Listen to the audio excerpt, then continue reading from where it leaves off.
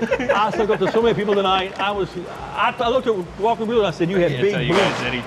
And I shook his hand. I kissed so many people's butts tonight. What?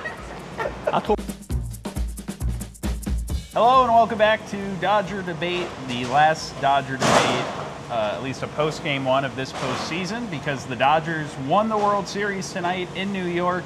They beat the Yankees in one of the wildest games you'll ever see, 7-6. They were down 5 runs early. They come back, they erase another deficit later. Walker Buehler closes out the game. And the Dodgers have won a second championship in this era. Just how do you even sum up what you saw tonight and what this means to the Dodgers? This is the greatest team in Dodger franchise history. It's the greatest postseason in Dodger history. And it's the greatest dynasty in Dodger history. This is the greatest of all of them. This team overcame so much. It was so powerful. It was so good. And tonight, Max Muncy said they epitomized their season tonight. They came back twice, won the game. And Walker Buehler, what cojones on this guy? 1 day rest, closes the game, hasn't pitched relief in 6 years. It was an unbelievable Dodger victory, unbelievable team. I called it. I'll take credit for it. Thank you very much. Guaranteed. I guarantee. Were you still feeling confident when it was 5-0 after 3 innings? No, I had written it in the second column. Yeah, because I think I read a lead that started New York dash. Uh-oh. Yeah. You know, the Yankees opened the door for them.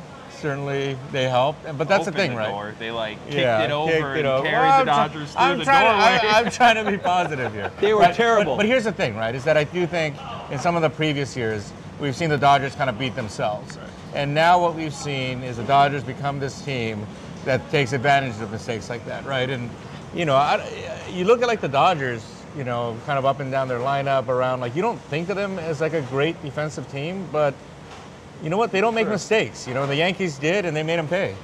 Yeah, I mean, to go through that 5th inning, you have Kike Hernandez starts with a single, and then Aaron Judge drops the ball in center field.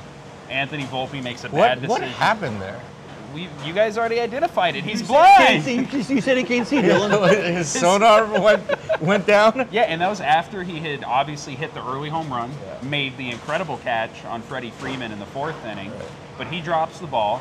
Anthony Volpe gets over-aggressive trying to go to third in the next at-bat, and then the play that I just can't figure out, what happened. Garrett Cole brain cramp. Garrett Cole not covering first base. Mookie Betts grounds out for what is the 3rd out of that inning before any runs have scored, and Garrett Cole goes off the mound in a way that I think Anthony Rizzo kind of sees him break towards the base, so he picks it up slowly, looks up.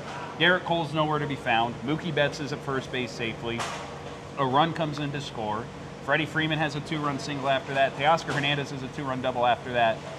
That inning, you know, I think for as bad as it went for the Yankees, it's like you said, that's the kind of inning that even if the Dodgers had been gifted chances in the past, they don't take advantage of. And instead, talking to some of the guys on the field afterwards about it, it's like especially once that Garrett Cole play happened, they smelled the blood in the water. They realized this is our chance to get back in the game. At that point, Jack Flaherty had already gotten knocked out, but Dave Roberts was using his relievers aggressively. A night after he took a lot of criticism for not using them in what was a tighter game. But they kept the deficit at 5. They took advantage of that inning. They manufactured 2 more runs late, and then they somehow pieced together 27 outs from a bullpen that was literally out of pitching. How about Freddie Freeman? Ties a World Series record with 12 RBIs. And I think of Freeman, I think back to when he got here. Are you just saying this because you heard Mr. Friedman watches this show? No, but I think back to last year when Freddie first got here. Dylan called him weak. When he mentally cried, unstable. When he cried, yeah, you called him. I didn't call him weak. I called him mentally unstable. Yeah, you said mentally unstable. So how do you feel now, Dylan? Well, I feel that I toughened him up.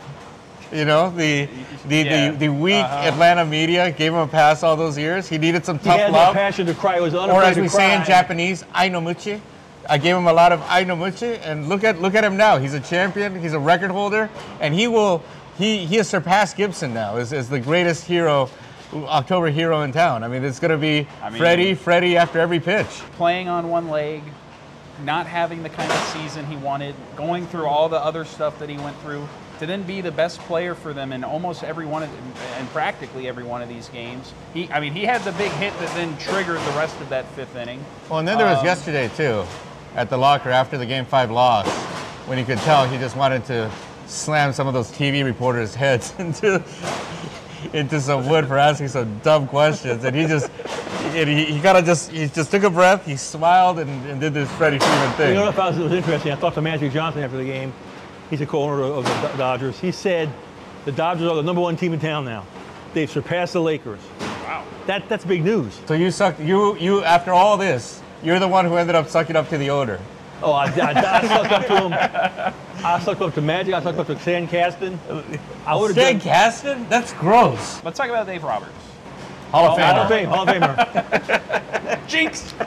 Not only, the legacy part of this, obviously, but like even this game. Like, this is the kind of game, right, that would always go sideways on him in the past. It would always lead to, like, a lot of this game felt to me similar to that Game 5 in 2017 where everything went wrong against the Astros. You were there? No, I wasn't, but I've watched it on YouTube. You were in grade school in 2017. I was a freshman in college, thank you. Oh, my God. Very much like that. Has that been that long? Well, Dave Roberts, it's interesting. Yeah, he always 7 talks years. about naysayers. He always talks about he has a chip on his shoulder. People don't believe in him. I think he's talking about Dylan. Is he Dylan? Maybe. I'm not sure. I think he's talking about He's you. mostly in Dave's corner, I think. But not for I'm not in the team's corner a lot of times. yeah. So. No, that's true. But So I give Dylan credit for that. I should get a playoff share. Yeah. I'm living in borderline poverty. you need your own Dodger buck. I need Dodger bucks. Managing this game, he uses almost all of his high leverage guys even before they come back. Then he goes to Brusar Gratter, all he gets out of a jam. And then it's Blake Trinan for 2+ innings. Dave Roberts went to the mound at one point before he pitched to, Stanton. And he told him, hey, are you feeling good? Okay, this is your last batter. And then he gets a first pitch pop-up, and Dave has a decision to make. Do I go and get him? Do I turn to the Daniel Hudson probably at that point? Do I let him write it out? And I think Dave has talked so much about how much he loves being around this team, the trust he has in them, the belief that he can feel in the room. And I think a game like tonight where you just had to kind of trust so many different guys to be able to execute in so many different ways, that's a moment that epitomizes it. Being able to just trust that Walker Buehler could come out of the bullpen and close down the game, like that's pressing a lot of right buttons. I don't think based on your anybody feel. got more out of this playoff series, this playoff season than Dave Roberts. Dave Roberts improved his image throughout LA. A lot of fans always discredited him, that they won't do that anymore. He got a huge contract, extension. This has done more for him than anybody else. I think the guy who maybe did the most for himself in this World Series behind Dave Roberts is Walker Buehler. The start he had the other night. A lot of money. Coming out of the pen in this game. I mean, he talked about like he'd always dreamed of that kind of scenario happening, but this wasn't supposed to happen. I mean, Walker Buehler went up to general manager Brandon Gomes on the bus on the way in today and told him, hey, if things get squirrely, I'm good to pitch. Andrew Friedman said that he was down in the clubhouse. Andrew Friedman was down in the clubhouse during the 5th inning when the Dodgers were coming back, trying to work with the team's traveling staff on how to get Yoshinobu Yamamoto back to LA like earlier so that he could get ready for his Game 6 start. And then suddenly the team comes back, and then he's still down there when Walker Buehler walks into the clubhouse and tells him like, hey, are things getting squirrely enough now?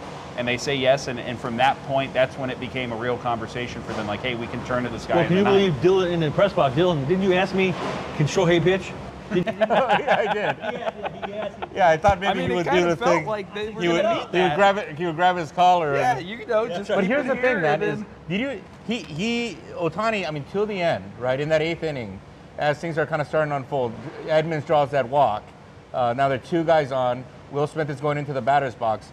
Ohtani steps into the on-deck circle, even though it wasn't his turn.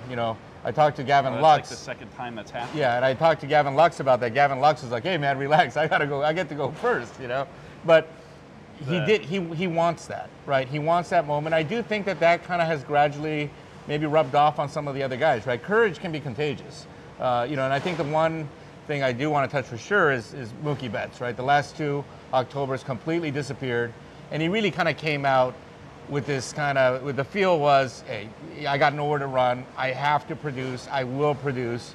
And he did, and he had a great postseason. I mean, he was their best player on the whole this postseason by the numbers and just the kind of consistency. Now, you were saying if Ohtani pitches, he has no glove. No. So he's totally barehanded like this. Yes. I don't even know. That'd be great. I don't even know if that's allowed by the rules. Like, I don't think you can go out there without a glove on. That's what we're talking about. Doing this tense games. We're talking about Tiny pitch without a glove. Okay, the last question here. So Andrew Friedman has talked about this, wanting this to be a golden era of Dodger baseball. This cements it. They've done better than any. It's the best dynasty in Dodger history. 11 division titles, 12 playoff berths, two world championships, 4 World Series appearances. No team's ever matched it. This is unmatched in Dodger history. It is. I would like one more World Series, though. Ohtani said he wants 9 more. Ohtani, yeah, he walked up to Andrew Friedman afterwards and said, let's do this 9 more times. We all have flights in 2 hours. Literally. Literally 2 hours. But we know how much people love this video. Evidently, Mr. Fred Friedman watches this, which is why, right? Yes. Plaschke's sucking up to his son now.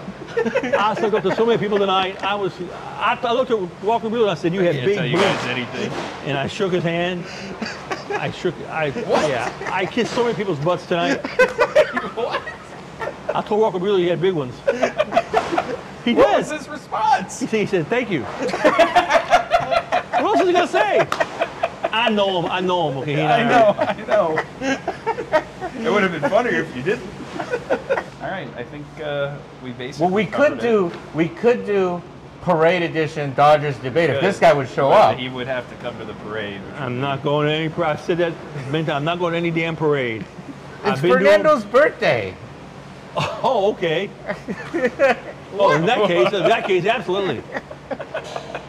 I've been in many parades. They're all the same. It'll be fun. You'll have fun time being there. All right, who was the most drunk at the Rams parade? Aaron Donald. Aaron Donald, right. So Aaron Donald set the bar, Dodgers. If you're watching this, Aaron Donald was sloshed, was slurring his words, was blackout drunk. Oh yeah, then McVay talked him into coming back. McVay, genius. Yeah. That's what they have to do is they have to get Teoscar loaded, and that's when Friedman goes in. Hey, you're coming back, right? And Walker. Yeah. So that's the bar that's been set, Dodgers. Well, 2 of us will be there on Friday to witness it because the Dodgers are World Series champions again, the 8th time in franchise history, the 7th time in LA, and the 2nd time with this core of staff and front office and a lot of the same players on this team. A crazy game and what was ended up being a pretty interesting, memorable World Series, even though it ended in 5. I got it right, man. Yeah, let's we'll just figure wrap out. this up. It's what time is it? 2:30.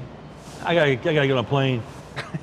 All right. Well, for Bill, and Dylan. Jesus, man. Yeah, I'm gonna leave. I gotta get on a plane.